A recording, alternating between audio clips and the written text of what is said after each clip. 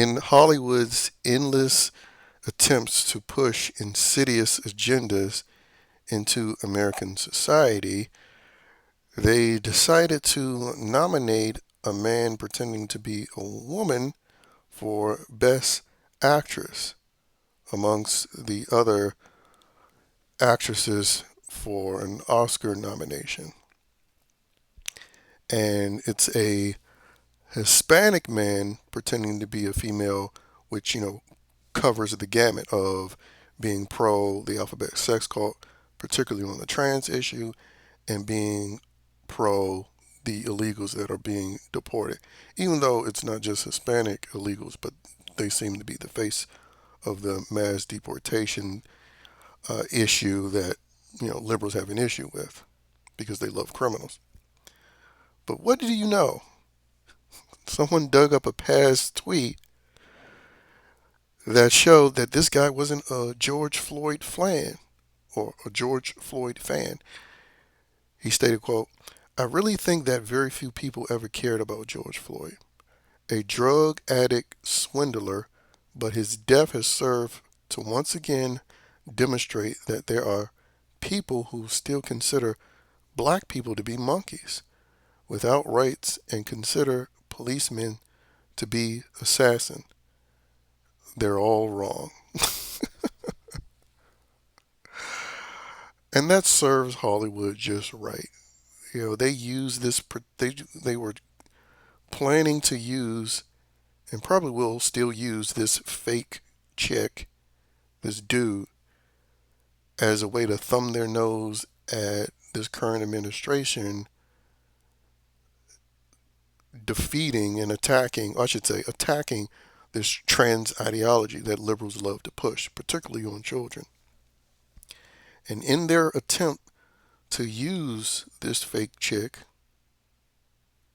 they stumbled upon another landmine, which is, again, they picked a Hispanic dude pretending to be a female that's not a fan of George Floyd.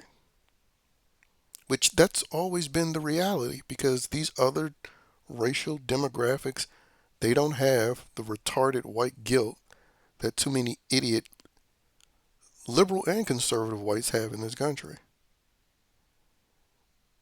And so it's no surprise to me that they were able to find a past comment from them. Now, obviously, you do have libtarded Hispanics and Asians, but again, they aren't as monolithic as other demographics, as black people are and most white people are when it comes to the race issue. They will actually vocalize their true feelings about the matter.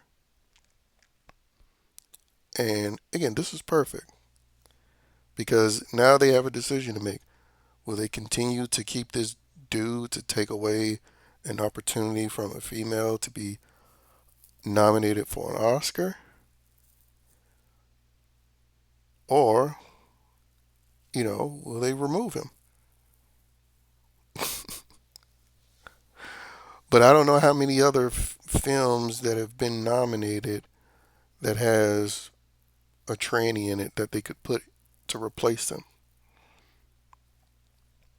But again, to me, this is just another reason that further highlights why every Trump supporter, at the very least, should permanently boycott Hollywood. And obviously it has nothing to do with him criticizing George Floyd. It's just the fact that despite the fact that we know how wrong it is pushing trans ideology, and a mandate has been set by the majority of Americans that voted, Hollywood is still choosing to go down this path. Now, again, what liberals do, I don't care. You know, because they're a bunch of anti-American commies anyway.